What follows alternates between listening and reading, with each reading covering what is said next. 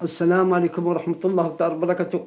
بسم الله الذي لا ينضر مع اسمه شيء في الأرض ولا في السماء وهو السميع العليم.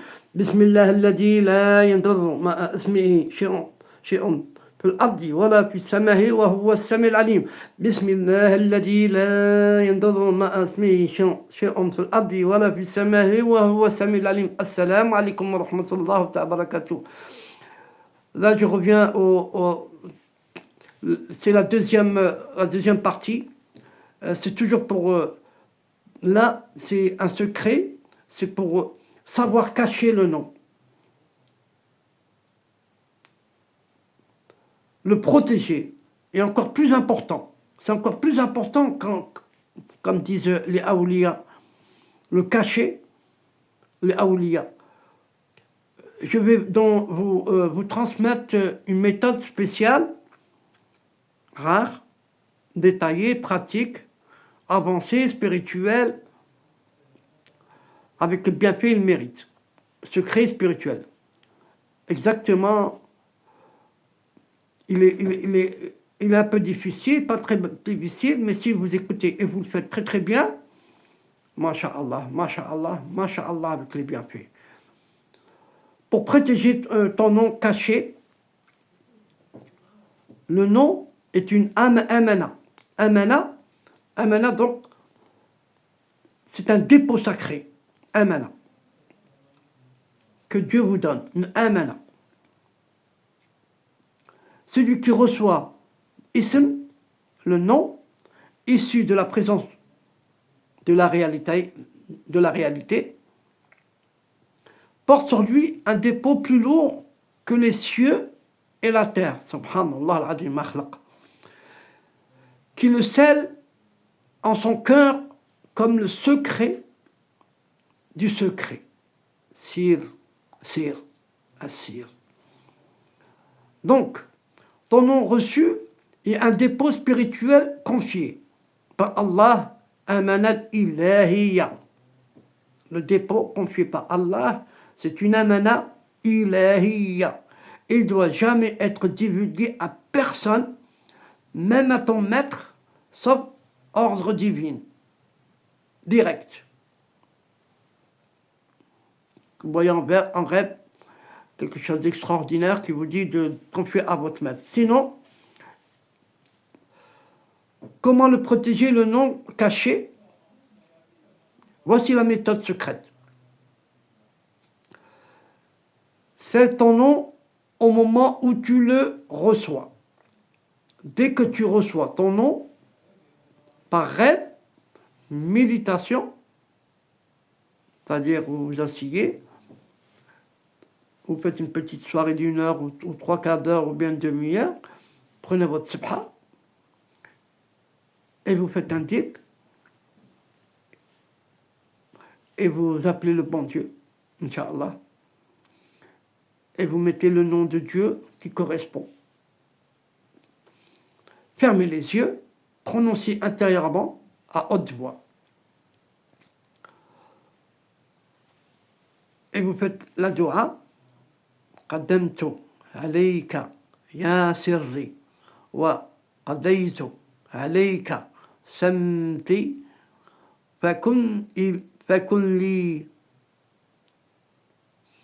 خفي ولا تبدو لي الغير ولا تبدو لي غيري قدمت عليك يا سري وقدمت إليك سمتي فكن لي خفي ولا تبدو لي غيري.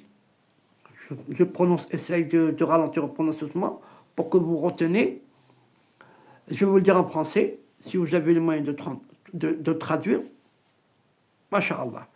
Je te consacre mon secret et je te lie à mon silence, sois caché pour moi et ne te dévoile à personne d'autre.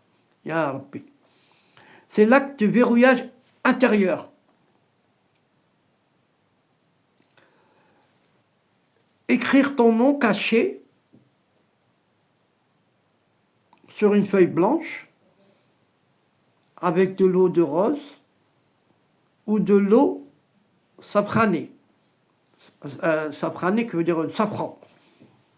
Ne jamais utiliser d'encre noire normale. Après l'écriture, brûlez immédiatement la feuille doucement pendant une invocation. Invocation pendant que la feuille brûle. Allahumma ja'al ismi fi hifdika wa sitrika wa la taj'al li ghayri alayhi sabilan. Je vais recommencer. Tout doucement. Allahumma aj'al ismi fi hifdika wa sitrika wa la taj'al li ghayri alayhi sabilan. En français, j'ai les français un petit peu cassés. Oh Allah, place mon nom dans ta protection et ton voile et ne laisse personne d'autre y avoir accès. Amin. Ne jamais prononcer ton nom, même en prière. Même en prière normale, même les prières normales, ne pas le prononcer à voix. À voix, il faut, ça reste secret, ici, Inch'Allah. Et à toi aussi d'arrêter, couper. Pourquoi? La prononciation du nom secret, sans ordre, ouvre la voie au regard invisible, comme je vous avais dit dans la première vidéo. Dunya al-Ghayb, les gens de l'autre côté, et pourrait voler la lumière associée. Et pourrait voler la lumière associée. Donc, utilisez ton nom seulement en silence, intérieurement. On appelle ça le dik al-khafi. Jamais devant un groupe, jamais en ne murmurant, même seul. Bien sûr, même seul. Vous comprenez pourquoi? Parce qu'on n'est jamais seul. Il y a des genoux. Il y a des autres qu'on ne connaît pas. Il y a beaucoup de sortes que il a créé et qu'on ne connaît même pas, des fois.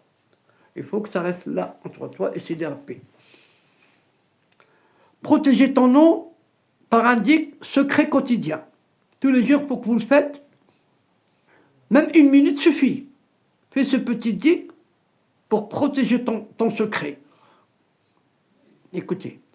Ya Sattar, astar alayya wa ala sirri. Ô celui qui voile, voile-moi et voile mon secret. Ya Sattar, celui qui protège, qui voile. Astar alayya wa ala sirri. Bienfait spirituel de ce rituel de protection de ton nom, caché. Renforcement de la présence divine. Connexion directe avec le monde invisible.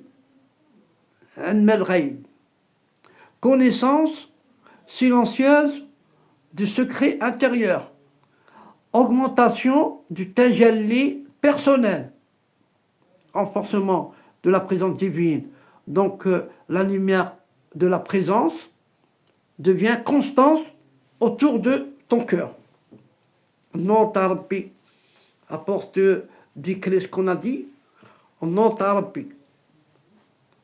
La lumière autour de ton cœur. Masha'Allah.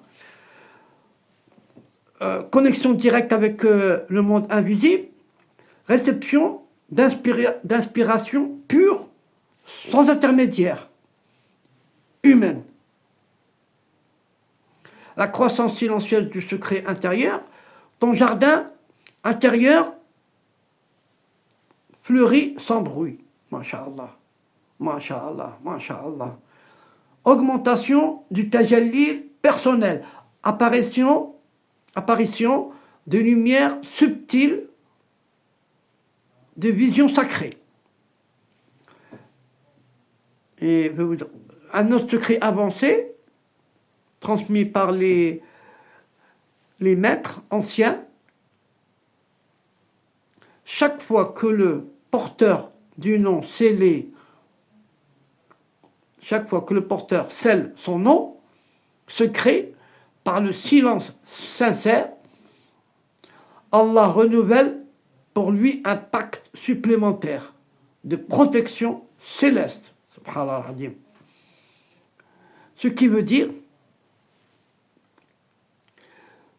plus tu respectes ton secret, plus Allah renforce ton âme, plus ta station maqam, ta station s'élève silencieusement, degré en degré, daraja, jusqu'à devenir un reflet du nom suprême.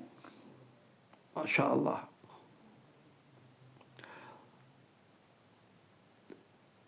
Je vais vous résumer très clairement. Étape pratique. Sceller ton nom au moment de la réception. Effet. Protection intérieure immédiat. Écrire puis brûler avec la vocation, comme je disais. Transformer le nom en lumière pure. Quand vous scellez ton nom au moment de la réception, l'effet qu'on a sur nous, la protection intérieure immédiate. Et quand on brûle le bout de papier avec la vocation, cela avec la force de bon Dieu, Inch'Allah, transforme le nom en lumière pure. Jamais prononcé, ni murmuré, bloque les regards subtils extérieurs.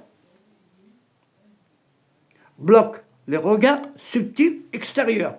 Ça veut dire al-ayn des êtres humains. Le dhikr quotidien, secret, renforce la barrière spirituelle de ton secret. Masha'Allah, Masha'Allah, Masha'Allah. Assalamu alaikum wa rahmatullahi wa barakatuh. N'oubliez pas de nous faire une petite dua. Et si vous avez des questions, entre autres, à me poser, posez-les-moi et je vous répondrai, Inch'Allah. Et faites une dua surtout pour les gens de la Palestine. Vous avez compris pour le hijab, quand vous avez parlé du hijab et les francs-maçons. Subhanallah. Je me posais la question, c'est pour ça que j'ai posé la question à mon cher, à mon maître. J'ai dit pourquoi ils sont pas. C'est eux qui nous laissent construire des mosquées dans chaque ville, et plusieurs mosquées dans chaque ville. Et on peut marcher maman en djellaba, on peut. Pourquoi ils sont après les femmes et pas après les hommes? Parce que les hommes maintenant, de nos temps, avant, ils mettaient comme on disait, le turban. Après, un moment, ça s'est un peu dégradé avec les modes, les nouvelles modes.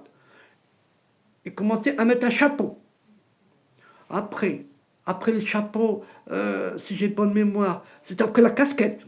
Après la casquette, je me souviens, après ils disaient les casquettes, les bérets basses. Ils appelaient ça les bérets basses.